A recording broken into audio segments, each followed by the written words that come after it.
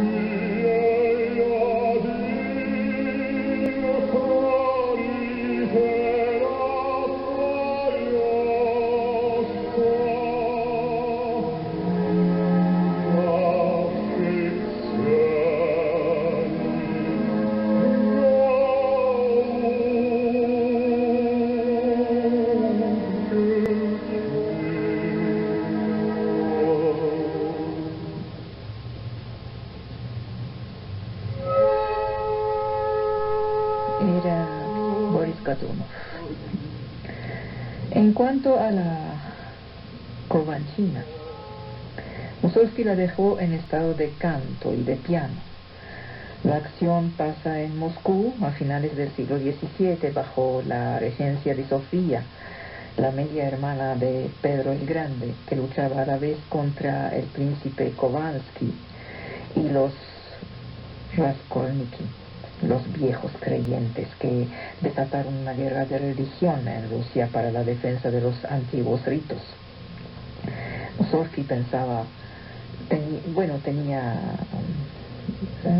para estos viejos creyentes hostiles a la introducción de las costumbres occidentales en Rusia alguna simpatía.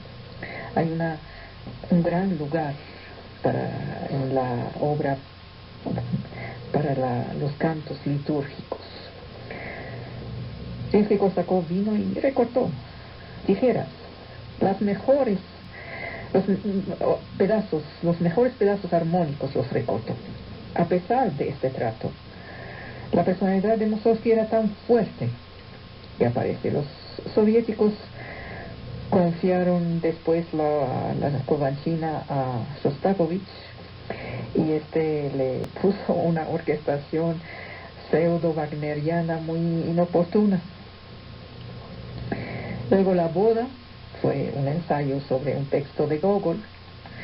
La empezó Mussorgsky, luego la abandonó y un oscuro alumno de Rimsky-Korsakov trató de completarla. Luego hay la ópera cómica, la serie de Serochinsky. El estado dudoso en el cual nos ciegó el teatro de Mussorgsky nos hace dudar de muchas cosas. Hay melodías de las 62 que escribió, 40 cuando menos son admirables. Son croquis de campesinos, de personajes cómicos. Ahí encontramos también la revuelta contra la nada, las risas fúnebres en los cantos y danzas de la muerte. Encontramos este encanto en la obra llamada Las Infantinas, Sin Sol. Mussorgsky sentía a los 35 años que su vida se iba en pedazos y inventó un lenguaje increíblemente nuevo en medio de su miseria. Eso es la marca del genio. Luego vinieron los occidentales. Estos son Rubinstein, Tchaikovsky y Scriabin.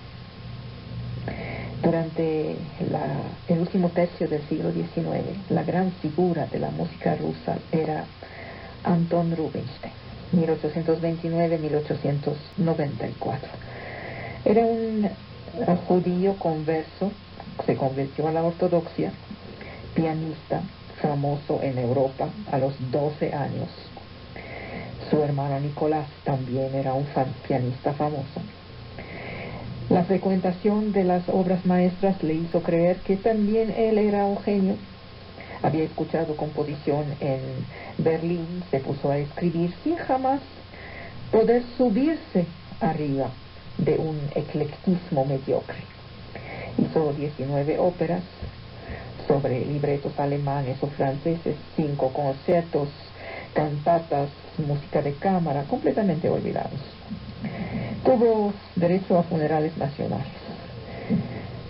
Cuando un puñado de amigos rodeaban el cuerpo de Mussorgsky en una siniestra capilla del hospital. Él había fundado Rubinstein con el apoyo de la gran duquesa Elena, el Conservatorio de San Petersburgo. Su hermano Nicolás tomó la dirección del Conservatorio de Moscú, asunto de familia. La enseñanza estaba enteramente volteada hacia el estudio de los modelos occidentales, especialmente los románticos alemanes. En San Petersburgo, el profesor de composición era un alemán. De esta clase iba a salir Piotr Ilich Tchaikovsky.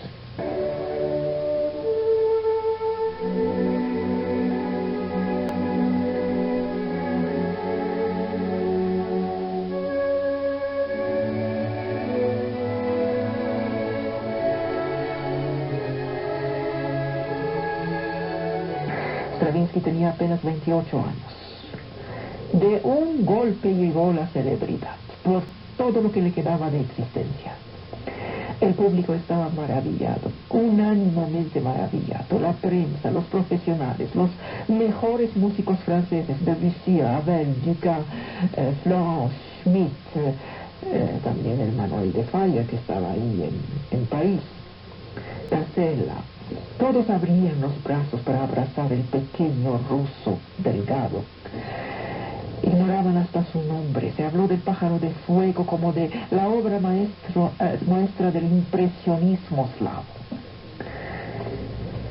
Era algo como un orientalismo que se había inspirado de Rimsky-Korsakov, de la Sherezada, pero era algo más, era una vitalidad ilimitada.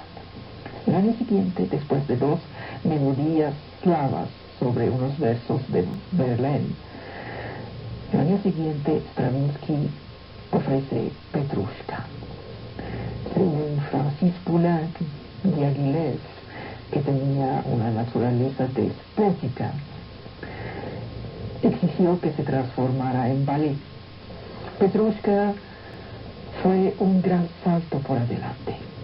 Stravinsky se afirmó ahí. Se liberó de los franceses, se liberó de las recetas de Rimsky-Korsakov. Hizo saltar las transiciones con una dejadez magistral. Trompetas, trombones, flauta, oboe.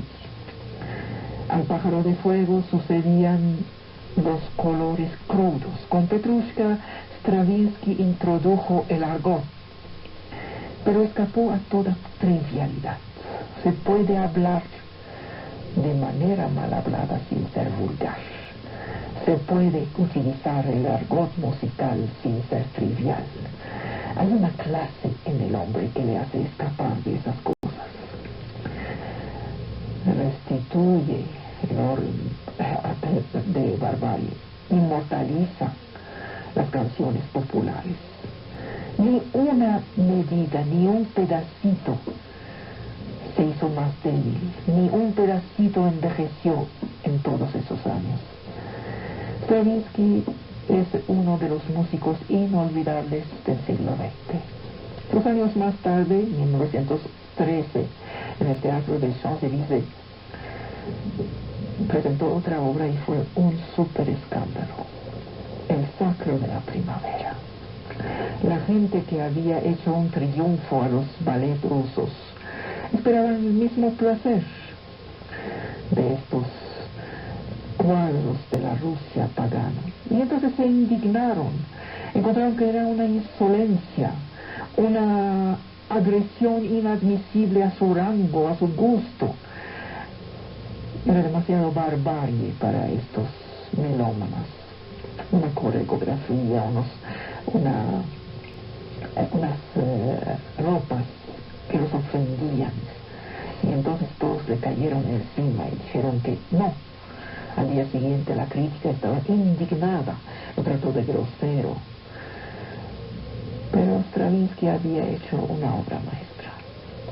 Todo ha sido hecho sobre el Sacro de la Primavera, creo. Dijeron que es brutal, que es la síntesis de su época, que hay máquinas, que hay guerras, que es sangrienta, que era primitiva, que mostraba religiones feroces, dioses muertos, tristeza salvaje, bestias, prehistoria. Sigue una metáfora de la salvaje humana. Sacro de la Primavera es una de las 5 o 6 particiones capitales de la música contemporánea. Esta explosión no ha sido destructora. No hay música más sana que el sacro, a pesar de sus disonancias.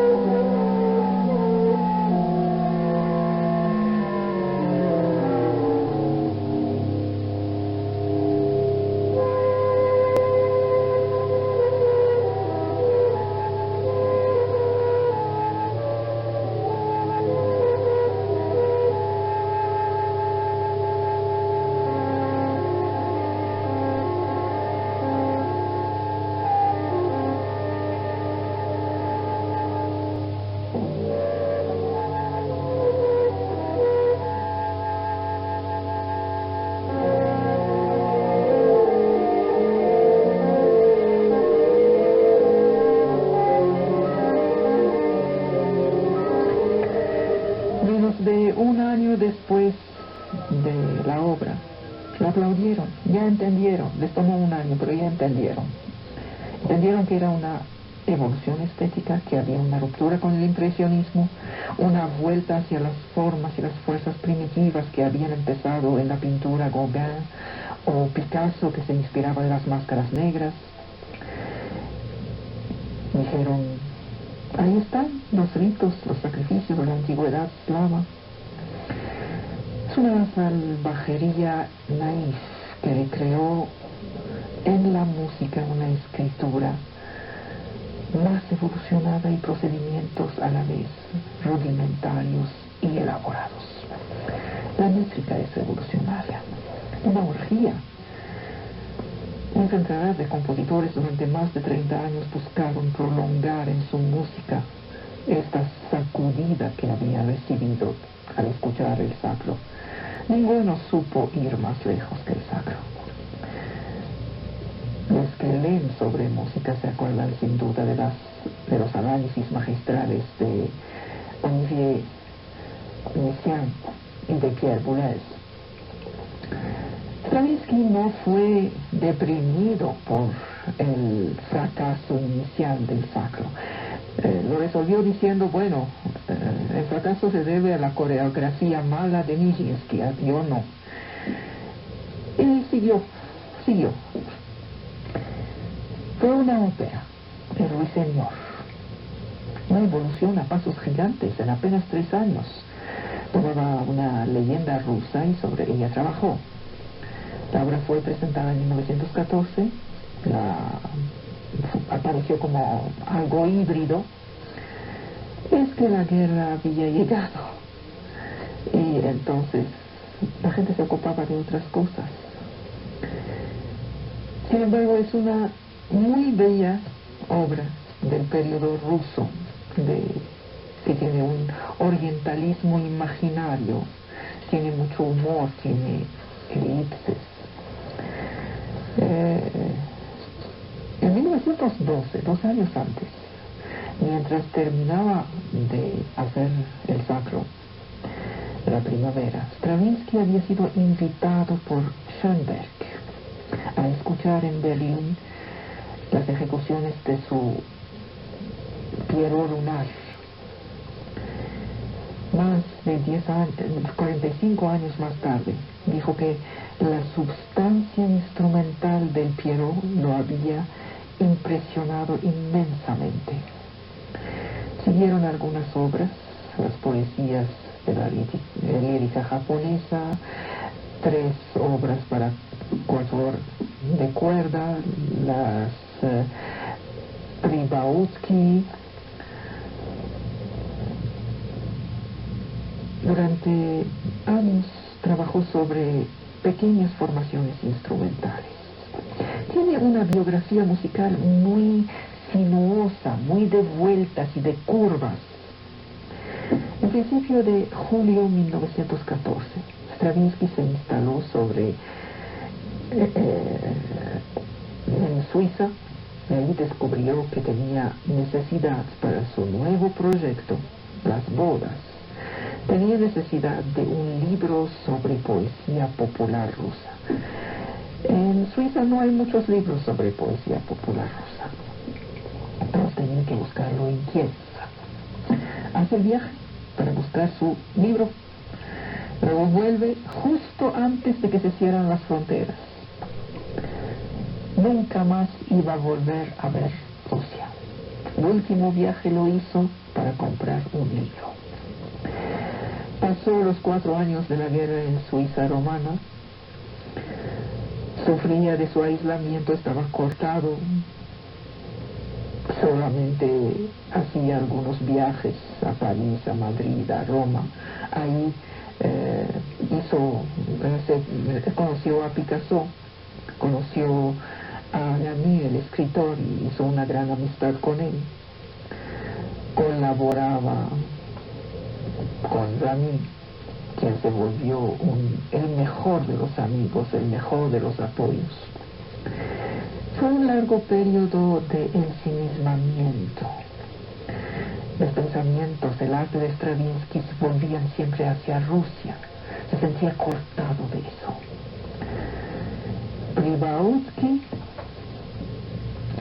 4 coros a capella, El Zorro, son obras maestras. Pero las obras grandes fueron Bodas y La Historia del Soldado. Bodas lo ocupó durante varios años en Suiza. Estamos entre unos campesinos ucranianos. Stravinsky ahí innova en casi todo. La obra es una cascada. Se comparó la obra, las bodas, con los alegros de Bach. Pulverizó la regularidad clásica.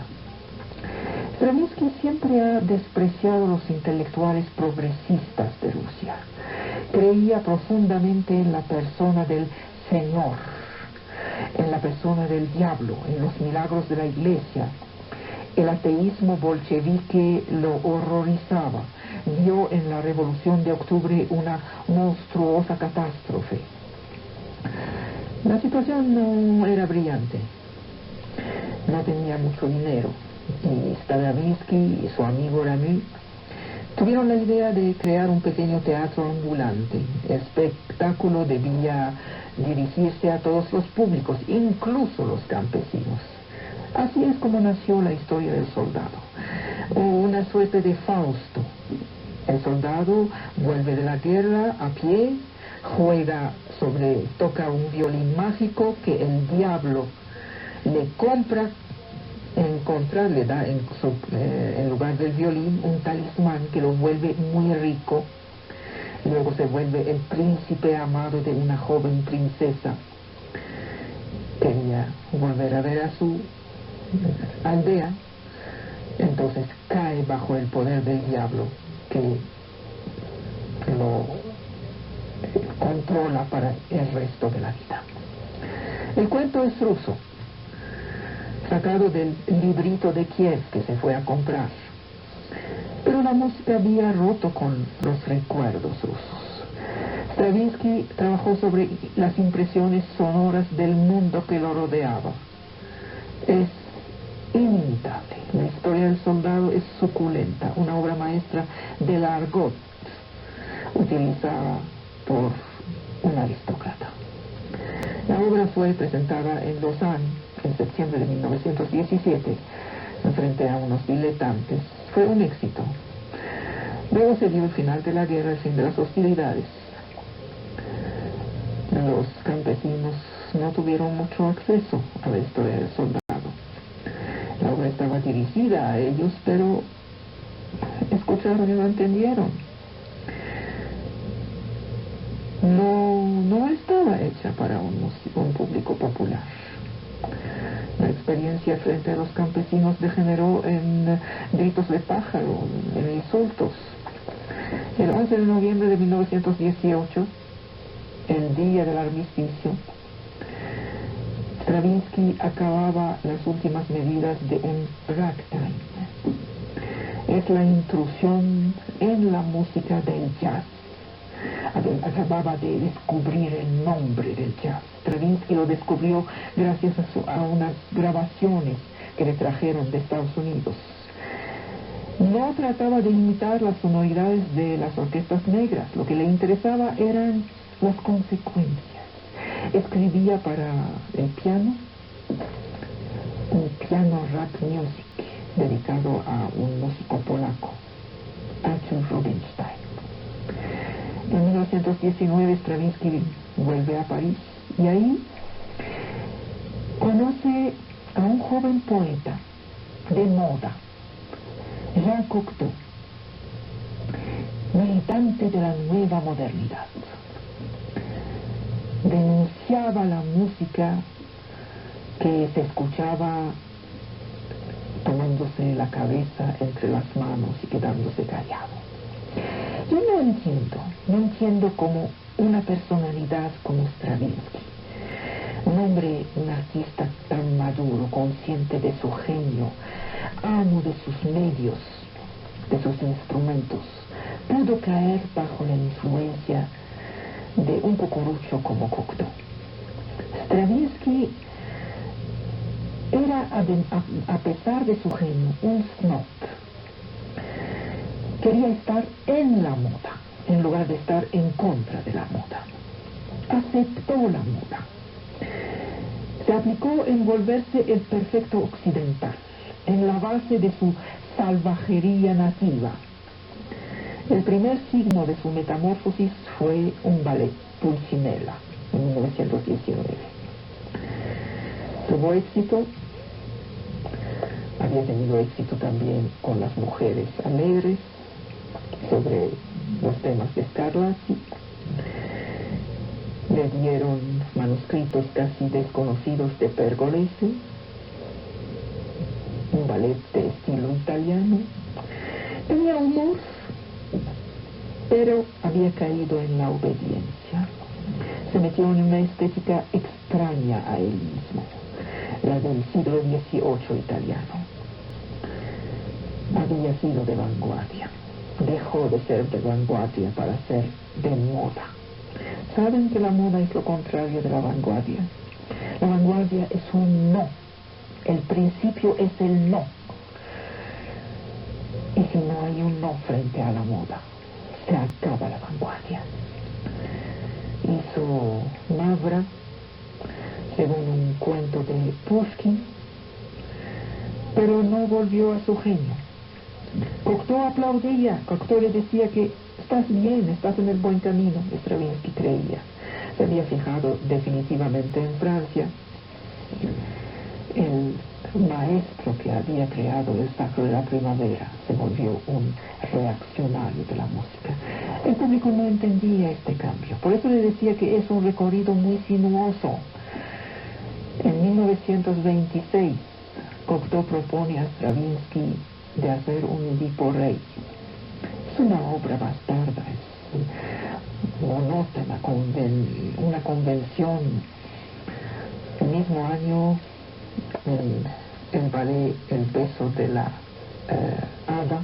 del ala, Stravinsky vuelve a Tchaikovsky, el ruso, el más despreciado por los admiradores del sacro.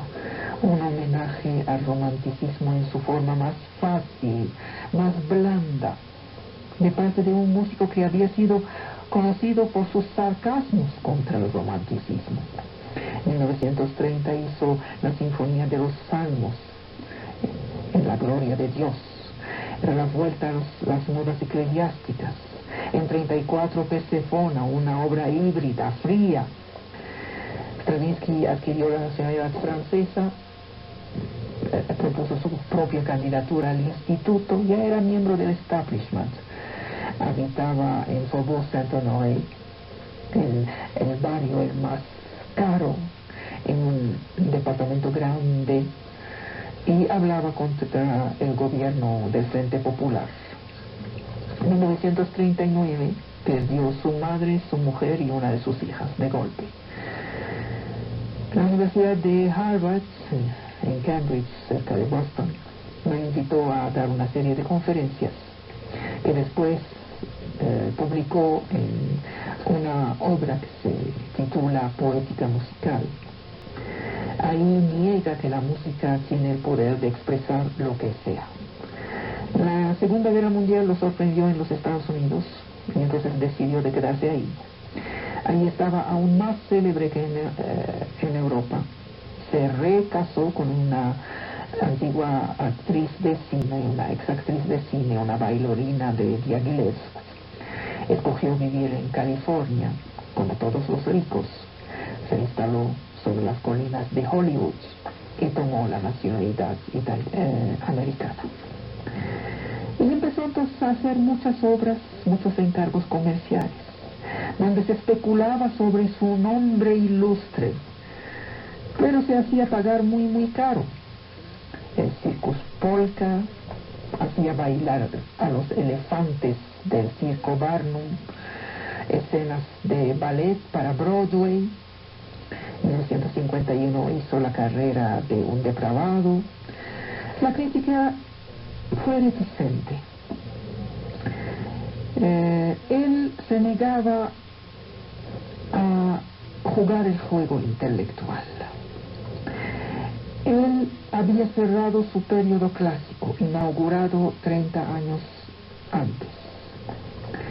Ahí empieza también su oposición con Schoenberg. Quería hacer la prueba de que uno puede pagarse todas las exploraciones musicales sin tener que ser un hombre revolucionario. Hay un antagonismo entre el ruso de París, el ruso de Viena. Los dos, Schoenberg y Stravinsky, se hacían la guerra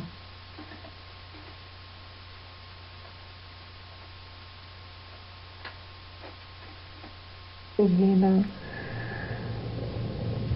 Los dos, Schoenberg y Stravinsky, se hacían la guerra. Ambos estaban exiliados en Hollywood y se detestaban. ¿Cómo entender ese hombre? El deseo de un viejo hombre de seguir en la mira del público hasta el último día de su vida. Un hombre incapaz de meditar sobre la vida y sobre la muerte. Y sin embargo hay una obra, Reni, las lamentaciones de Jeremías. Indigencia en la creatividad. Mucho oficio, pero nada de creatividad. Primero de las obras de juventud hasta los años 1919. 30 años pasaron. De Pulcinella al Great Progress. Vueltas, negaciones, imitaciones. Pero se imitaba más que todo a él mismo. Se apropiaba de todos los estilos, incluso su propio estilo. Lo esencial en él era la vitalidad. Se siguió siendo vital hasta el último día de su vida. Pero el fervor se dio el lugar a la facilidad. Y el público quedó perplejo. No había una verdadera potencia de renovación. Y había inestabilidad. Es un hombre inestable. Ninguna de las obras posteriores a las bodas ha podido arraigarse, al igual que el sacro de Petrushka, de la historia del soldado y de las bodas mismas. Era coqueto, era oportunista, era snob, y eso fue la característica de los últimos años. Tuvo una vejez, si uno toma en serio el asunto del dinero, la vejez de Stravinsky fue envidiable. Era un hombre rico. Y además demostraba que en 70 años uno podía todavía ser de moda, buscado. Pretendía estar siempre en el último barco. Pero era un veterano y acababa así demostrando su edad, la franja irreductible que lo separaba de la juventud.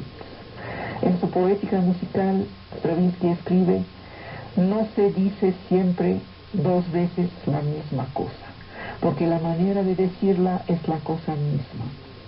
Es la vieja distinción de los pedagogos entre fondo y forma. Es inteligible para los artistas. Se volvió un fabricante de vacío. Lo importante era coincidir con las formas técnicas apropiadas. Cuando Stravinsky concluyó que la música inexpresiva es un hecho, hay una desviación en el pensamiento. El autor del sacro y el autor de la poética quizá no son la misma persona. Las obras maestras del primer periodo estaban saturadas de sustancia rusa, un ruso muy emancipado que representaba los intercambios de pensamiento, el arte entre su país y Occidente, que el régimen comunista había acabado. En 1915, Debussy le había escrito: querido Stravinsky, usted es un gran artista. Sea con todas sus fuerzas un gran artista ruso. Es tan bello ser de su país como el más humilde de los campesinos. Es una bella premonición. Stravinsky ha sido cortado de su raíz por la Revolución de Octubre. Había sido cortado de su savia, trasplantado en un cosmopolitismo musical del cual supo sacar provecho de manera hábil. Pero no le ofrecía resolucionar los problemas de construcción, no le ofrecía expresar nada. Todo eso se quedó extraño a él.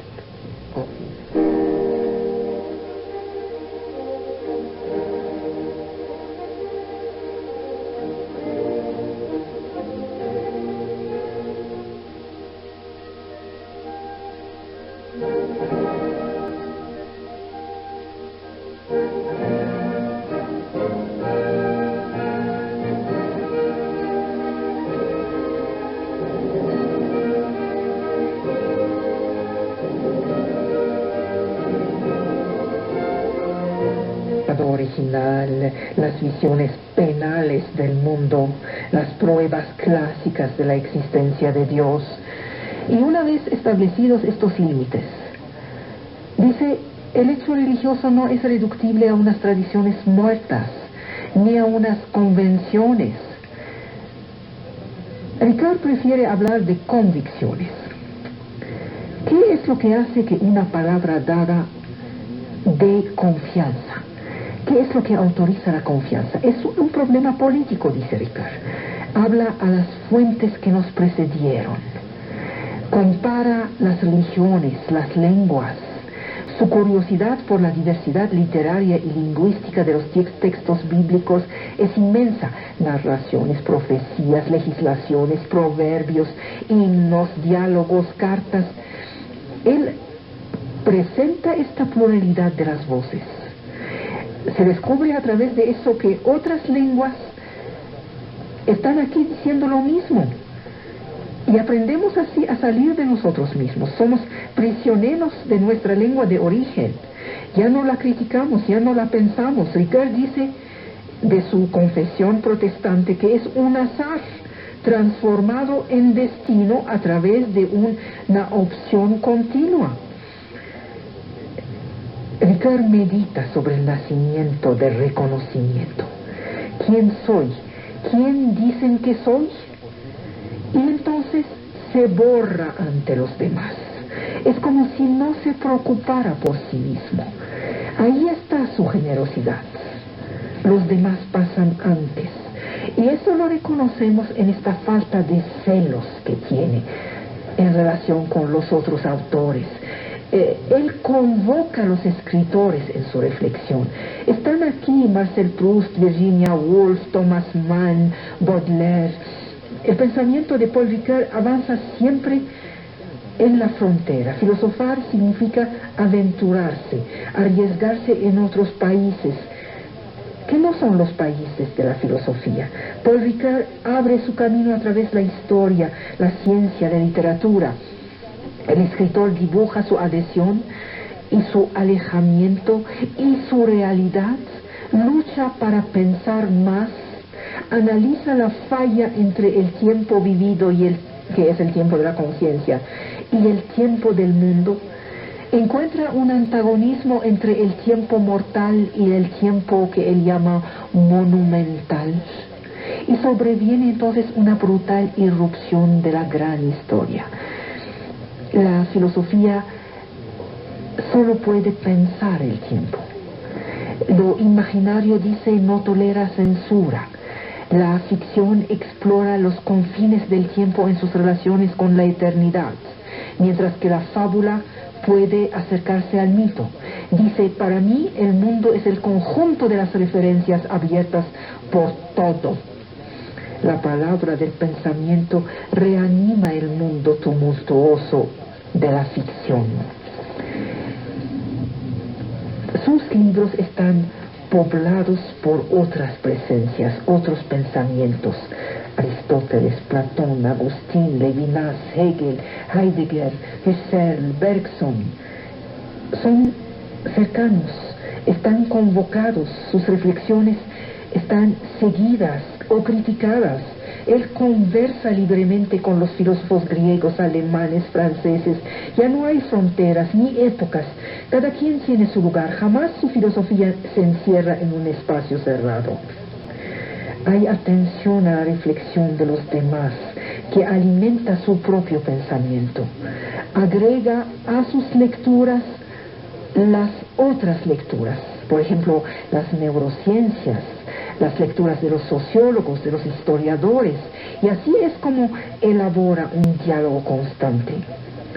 Contradice, escucha, redescubre, piensa en varios lenguajes con voces diferentes que expresan la suya. Tiene conversaciones interminables con todos estos libros que son vivos. Jamás los encontró, datan de tiempos, son desaparecidos, pero son amigos. Aquel que los escribe ofrece sus palabras, su voz.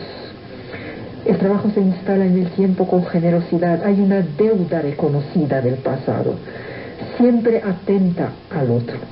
Y en esas voces aparece la suya, generosa, humilde, clara. Me parecen tan pequeños, tan chiquitos, aquellos que siempre hablan de plagio.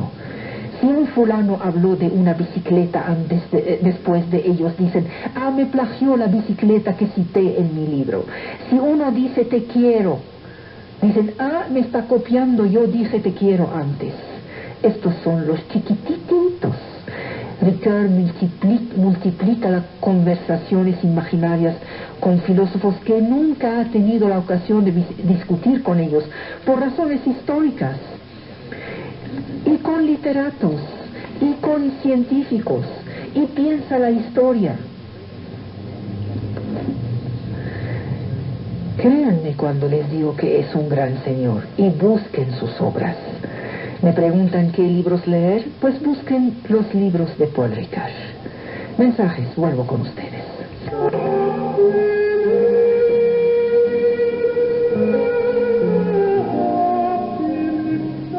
Hay una inmensa diferencia entre la institución de la esclavitud y el decir fulano es esclavizado al trabajo. El esclavo en las sociedades donde existía la institución esclavista no podía decidir no dejar de ser esclavo. No es lo mismo ser esclavo en tiempos de Roma, en tiempos de Grecia, en tiempos de los antiguos babilonios, y decir que hoy la gente es esclavizada al trabajo, al dinero, a las posesiones materiales. Estamos mezclándolo todo. Sí hay libertad de culto, sí hay libertad de expresión, sí hay libertad de tránsito dentro de los límites de una nación. Después de conseguir unas visas se puede tener libertad de tránsito fuera de esta nación. Sí hay libertad de pensamiento. La pregunta no es si no la hay, es qué es lo que pones en esta expresión. ¿Qué hay en este pensamiento? Si realmente hay pensamiento. No carecemos de libertad. No estamos esclavizados al trabajo. Tenemos la opción de trabajar o de no trabajar. Además, seamos serios, no somos un pueblo realmente esclavo al trabajo. Ha perdido la libertad de superarse en lo artístico, pero el hombre común no es artista, no es científico, no es teólogo, nunca lo ha sido. El teólogo, científico y artista no son hombres comunes. Los hombres comunes no hacen eso. Todo hombre pone su atención en mejorar su posición social, que pasa por una mejor economía. Esto no está nada mal, yo estoy de acuerdo con eso. Me aterraría un hombre que no piensa en eso, porque dejaría su familia en el malestar, en la necesidad. El desarrollo humano se hace a través del trabajo, ¿no? Es una buena manera de realizarse a través del trabajo. ¿O cómo entonces nos realizamos? Esclavizados a la rutina, el trabajo no es rutina si se hace con pasión. Por supuesto, si hablamos del trabajo, de remachar no sé qué en una fábrica como en los tiempos modernos de Charlie Chaplin, sí. Pero no me vas a decir que muchos de los que me escuchan aquí tienen ese tipo de trabajo. ¿A quién le gusta barrer, por ejemplo? ¿A quién le gusta lavar baños, por ejemplo? ¿A quién le gusta hacer la comida en un restaurante de fábrica? Y esos trabajos que no gustan, ¿quién los va a hacer? Nada más por el puro gusto vamos a trabajar. No, se trabaja también por necesidad. Porque la sociedad está hecha de divisiones. Cada uno hace lo que puede hacer, guste o no. Y aunque no le guste, tiene que hacerlo bien. Porque aquí hay un acuerdo, yo te pago y tú trabajas. Si no, a mí tampoco me gusta pagarte. La inmensa mayoría trabaja por necesidad y esto es noble. La sociedad utópica de la cual hablas es muy etérea. Para mí no resultaría tan utópica. A mí no me gustaría vivir en una sociedad así, donde me dan todo. Me dices, si todos tuviéramos lo necesario para vivir. Yo no soy una niñita que necesita tender la mano para que me den de comer y donde vivir y la ropa y todo. Me gusta que con dignidad gane mi comida, mi ropa y el sustento de mi familia. No me gusta que me lo den todo. Esto es el sueño de unos flojos y de unos niñitos que no han entendido que tienen que ser seres responsables. Y no estamos así porque carecemos de educación y de cultura. Esto es una opción floja, Noé. Por eso te digo que la inmensa mayoría de las cosas que dices no pueden lograr mi acuerdo, que sí se puede aspirar a conocer la verdad. Mientras no se le pone una mayúscula, las cosas van muy bien. Y tú no pusiste ninguna mayúscula. Mientras que la verdad conserva su minúscula, hay posibilidad de ponerla en plural. La verdad minúscula se transforma en verdades. Y estas sí son posibles de conocer. Por eso contamos con la ciencia. Además, la ciencia verdadera es muy modesta. Sabe que la única verdadera ciencia es la matemática. Y que toda física, toda química, todas las demás ciencias pueden ser cuestionadas al igual que la historia, las llamadas ciencias humanas. Este es el punto de vista de la racionalidad y de una cierta cordura y de una cierta moralidad. Soy una buena sofista y les puedo decir a estos relativistas culturales lo siguiente: no conozco una sola tradición ética, religiosa, política, moral, que diga es bueno matar, es bueno robar. Todas las tradiciones, sean religiosas, sean laicas, dicen no matarás, no robarás. Algo entonces hay en este universalismo. Otra cosa, todos los pueblos, absolutamente todos, condenan los matrimonios entre hermanos o los matrimonios entre padres e hijos. Yo sé que se dieron estos a través de la historia en los altos mandos de las sociedades. Por ejemplo, Egipto antiguo, por ejemplo, algunas civilizaciones orientales.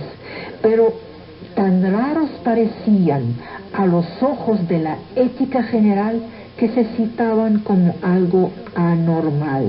Y cuando caían esas dinastías, se daba como explicación a su caída el hecho de haber incurrido a estas violaciones de la regla común. Esta regla común la encontramos incluso en los grandes primates. Cuando las madres corren a sus hijas púberes, cuando los padres corren a los jóvenes machos de la tribu de simios, no hacen otra cosa que conservar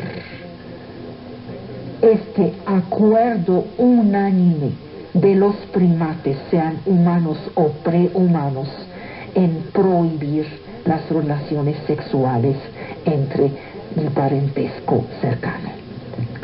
Ahora, la sociedad no tiene como fin el bien común. Esta es una inmensa discusión y sabemos un poco más desde que sabemos de neurociencias.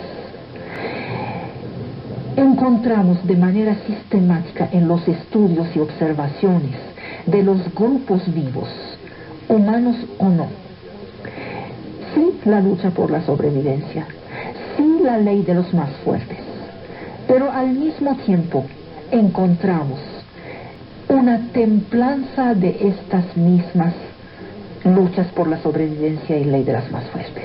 Llega un momento en que vemos en absolutamente todos los grupos vivos una compasión hacia una cierta debilidad, una protección hacia lo débil. No es sistemático, pero llega un momento en que parece que existiera un preconcepto de bien común. Si no hubiera más que la lucha de todos contra todos, la sociedad se muere al cabo de 2 generaciones, Flor. Entonces, es bien común para la sociedad no dejarse ir a la salvajada inicial, para conservar la sobrevivencia de la sociedad. Por lo tanto, la ética puede tener unas bases naturales. No podemos seguir con este simplismo darwinista primario del siglo XIX. Ahora, a nivel del conocimiento, no todo se vale. No vale lo mismo la ley de la gravedad y la ley del cucurucho. No vale lo mismo tratar de entender el universo y observar el cielo y las estrellas y hablar de las grandes leyes de la astrofísica que hablar de la inmortalidad de los cangrejos. Lo que dice un ignorante no es lo mismo que lo que dice un estudioso. El conocimiento tiene que ser modesto y aceptar ser revisado, pero la falta de conocimiento está fuera de la jugada. No se parecen entre sí. Y entre falta de conocimiento y conocimiento no hay acuerdo común, no hay relatividad que se aplique.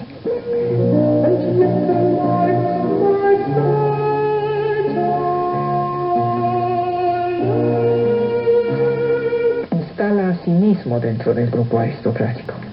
No se pregunta si lo instalan. ¿Acaso tú estás dentro del grupo aristocrático? ¿Acaso yo estoy? ¿O son los intelectuales reconocidos los que firman en periódico todas esas peticiones de no sé qué cosa? ¿O son los que tienen la beca? ¿O son los que tienen obra? ¿O los que no tienen obra pero hacen mucho ruido? ¿Quién es el grupo aristocrático? ¿Es el reconocimiento el que establece la aristocracia? ¿Es la falta de reconocimiento el que quita la aristocracia? Si vemos, por ejemplo, la historia del pensamiento, vemos hombres que han sido inmensos pensadores para el futuro de la humanidad y que no habían sido reconocidos en su tiempo.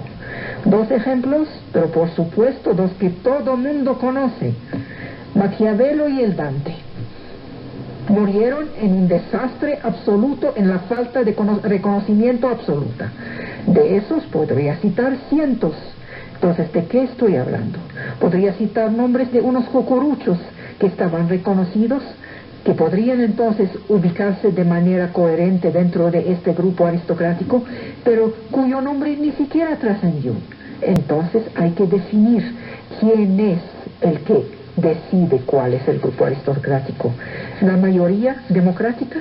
Pero si la mayoría democrática es justamente eso, una mayoría, no la minoría pensante. La psicosis de expresión esto es la enfermedad infantil de la democracia. Cuando se dice todos somos pensadores, todos somos escritores, en democracia, la primera cosa que se hace, bueno, antes de democracia, en república, y la democracia sigue con el asunto, la primera cosa que se hace es tratar de educar. Y se educa. Pero la educación ya no es de algunas personas en particular y ya no es la excelencia del preceptor que se tenía en la antigüedad. Tiene que ser obligatoriamente masiva. Estos chicos que llegan en masa a la escuela, que reciben la educación masiva, saben algo no saben mucho. Este poco que saben les hace pensar que saben mucho. Es la ignorancia que se ignora a sí mismo. Un problema de las democracias no es la ignorancia. Finalmente, la ignorancia se puede lidiar con ella muy fácilmente. No saben, les decimos, eso no es como tú crees, porque lo que tú tienes es creencia. El conocimiento pasa por tales datos y ya. El problema es con el poco conocimiento, que se cree conocimiento, y por lo tanto quiere expresarse y decir lo que sea. Es toda esa bola de gente, por ejemplo, que se cree politizada, nada más porque habla de política. No está politizada, que cree poder tener una opinión nada más porque opina, que cree ser pensadora nada más porque se le mueve las cejas. No, esto es una educación. Es muy largo, muy riguroso. Necesita muchísimos datos, muchísimo tiempo de reflexión. Y solamente al final de este camino uno puede, quizá, permitirse dar su opinión sobre tal o cual tema. Por supuesto, no todo, porque no sabe de todo. Entonces sí hay una psicosis de la vociferación, como tú dices. Esto es una enfermedad de los tiempos modernos. Es una enfermedad que viene en el paquete de la democracia, por desgracia. Y no hay nada que hacer, y va a seguir siendo así. ¿Qué hacer? Pues hablar de educación, mejorar la educación. Como estamos viendo, no es buena.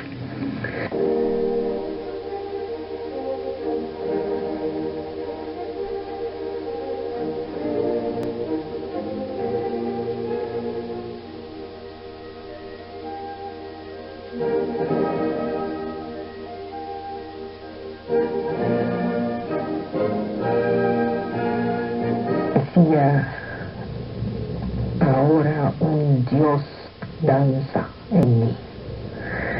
Solo creería en un Dios que sabría bailar. Así se exclamó Zaratustra. Me he preguntado si la filosofía no habría sido hasta ahora un malentendido a propósito del cuerpo. Eso lo dice en el Alegre Saber. La filosofía ha entendido mal el cuerpo. No sabe cuáles gestos cuentan. El pensamiento se asusta del cuerpo. Una lección que debemos a los griegos.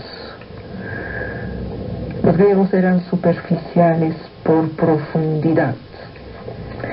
Nietzsche se niega a considerar el pensamiento como fuera de la cultura en el cual tiene sentido. La estética que sostiene los gestos jamás es accesoria. El pensamiento sale de un cierto lugar, es decir, la circunstancia. El pensamiento del lado, el cuerpo del otro, es algo ilusorio, es una oposición fácil. Es el primer malentendido del pensamiento occidental frente al cuerpo. Todas las ficciones de la metafísica, el yo, el alma, el mundo verdadero, la causa, vienen del hecho que la filosofía rechazó el cuerpo. Vienen del hecho de que Platón corrió a los poetas de la ciudad. Esta gestual no es un ideal romántico, es un aprendizaje del cuerpo. Esto quiere decir que a la inversa de todo romanticismo, hay que acabar con el genio, con el individuo creador, desposeer el yo de la ficción. No nos equivoquemos. Cuando creemos que Zaratustra es una especie de Dios desconocido, no es la fe que ordena sus gestos, es el entusiasmo. ¿Quién es el diablo? El diablo es el espíritu pesado. He aprendido a caminar, a correr, a volar, dice Nietzsche. Soy ligero, un dios danza en mí. Nietzsche escogió Dionisio contra Apolo, Dionisio contra el crucifijo. El sí está en el cuerpo. Habría detrás de todo eso una estética de la existencia. Nietzsche hubiera podido ser atirado por la estética germánica de Wagner. Él mismo explicó su primer periodo de amistad con Wagner. Dice, cuando se es joven se reverencia y se desprecia como si fuera uno un loco. Uno se equivoca mucho. Todo Nietzsche va hacia este ideal de ligereza. El peligro es ser